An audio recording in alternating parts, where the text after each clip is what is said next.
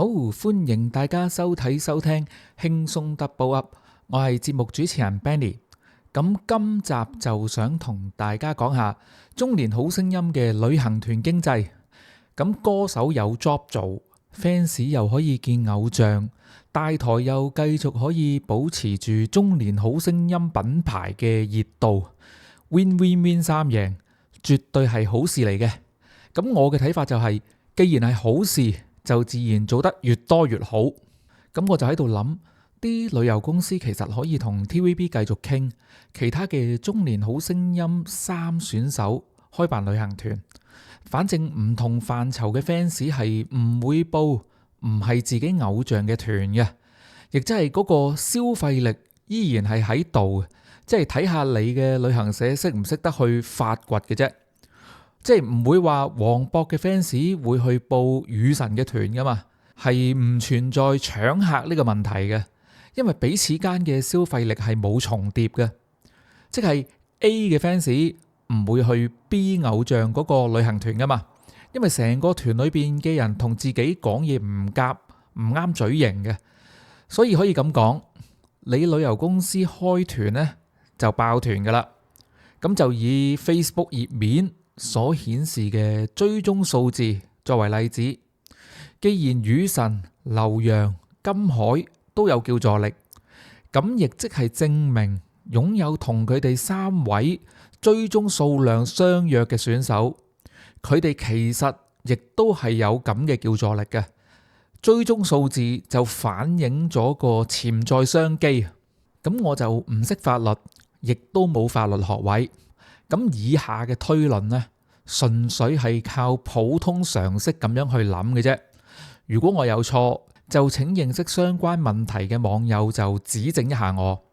就我所知啊，因為版權嘅問題，一般公眾人物或者偶像唔係咁容易可以租個場地就唱翻即係之前嘅金曲同埋名曲嘅，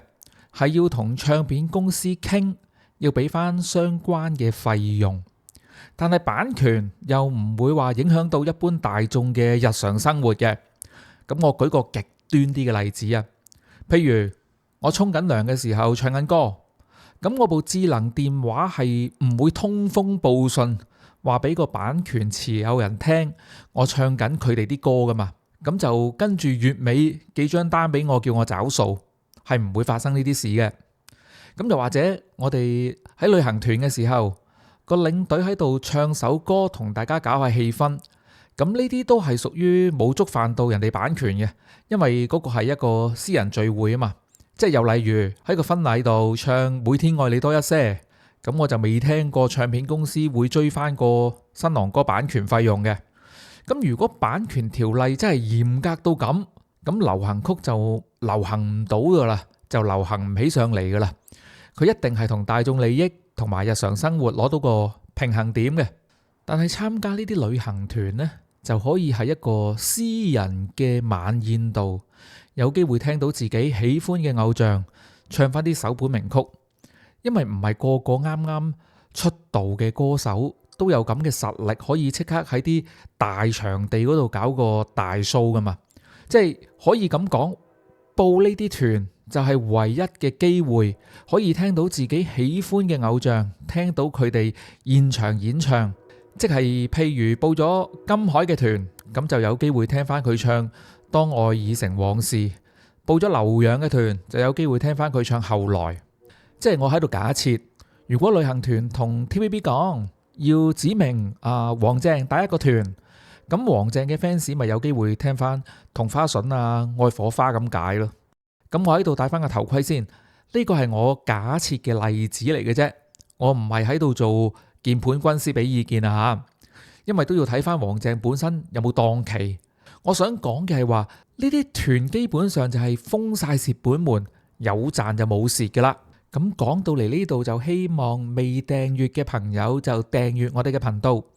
訂閱係完全免費嘅，希望大家支持。喺度先向咁多位講一聲多謝先。咁跟住我就想講 TVB 係好應該為中星3嘅選手就接多啲 job 嘅。咁我睇留言嗰陣時呢，有位網友就好語重心長咁樣講，佢大意係咁樣講嘅。佢話外地嚟香港比賽嘅選手喺近呢一年咁長嘅賽期，參賽者都係台錢嚟比賽嘅，又要食又要住又要機票，在在需財，每個人都付出咗好多時間同埋心血，所以就在情在理，TVB 都應該去幫呢啲選手接 job 賺翻啲使費。即係譬如雨神喺參賽期間為咗專心比賽，都推咗3-4份嘅監製工作，喺成段賽期連續10個月就冇收入嘅。而黃鄭就要香港、馬來西亞兩邊飛，劉洋嘅火鍋店拍檔呢，就要幫手一個人頂硬上。咁睇翻資料啊，金海以往工作係網絡主播，咁就當係一份中等收入嘅工作。咁下下都高鐵來回，佢哋幾位嚟到香港生活指數咁高嘅地方，用錢就真係好似倒水一樣嘅。咁我喺度就唔係話偏幫外來選手，就唔幫翻自己香港人，因為畢竟大家自己 local 人錄完影搭的士翻屋企都仲有湯飲啊嘛。同埋都唔好睇少呢啲帶團嘅工作，因為歌手係可以收到唔少利是嘅，即係個道理就等於個領隊收到貼士咁解嘅啫。咁喺度特此聲明先，咁我唔係市儈或者縱容 fans 咁樣做。而且我相信每位偶像接待 fans 都係真心真誠。如果偶像唔係抱住正向嘅心態，都唔可能感動到佢嘅 fans，同埋持續佢嘅演藝生命嘅。但係 fans 係嚟自社會上乜嘢階層都有，咁的而且確有人係手頭鬆動啲嘅，咁咪利利是是心意心意咁解嘅啫。咁以前蓋明輝都講過，佢做大戲喺後台化妝間嘅時候，係好多 fans 入嚟揾佢影相，同埋派利是俾佢。又或者再講遠少少，以前汪阿姐生日會，阿姐點止係收利是啊，佢啲 fans 係用銀紙接架大帆船俾佢嘅，咁啊祝阿姐一帆風順咁解嘅。尤其係而家中年好聲音一班選手就正處於起步發奮衝刺嘅時期，喺呢個階段係使好多錢嘅，即係化妝品要錢，護膚品要錢，set 頭要錢，置裝費要錢，真係樣樣都係錢。咁你睇到阿雨神訂做一套又一套嘅衫，咁我好留意佢啲西裝同埋對鞋嘅，真係場場都襯好晒嘅。佢嘅置裝費又係好犀利嘅，好似開演唱會咁。咁啊，晉成個身形咁高，啲衫就一定係訂做噶啦。咁劉洋亦都係啦，啲衫又係要訂做啦。即係你睇佢唱男兒當自強嗰陣就知嘅。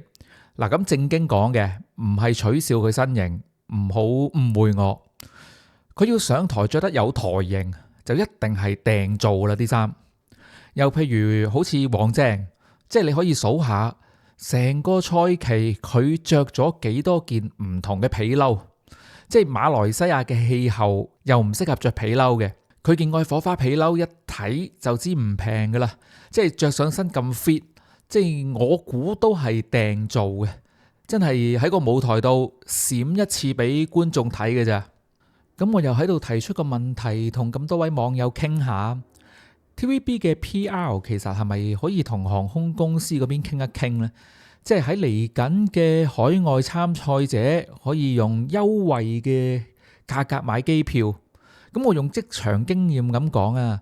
打緊工嘅時候最中意嘅呢，就係用公司排頭去擴闊自己嘅人際網絡。所以如果要傾呢，就一定傾到嘅。即係坦白講，邊啲海外選手能夠打到去前20，咁啊大台一定知嘅，預估到嘅。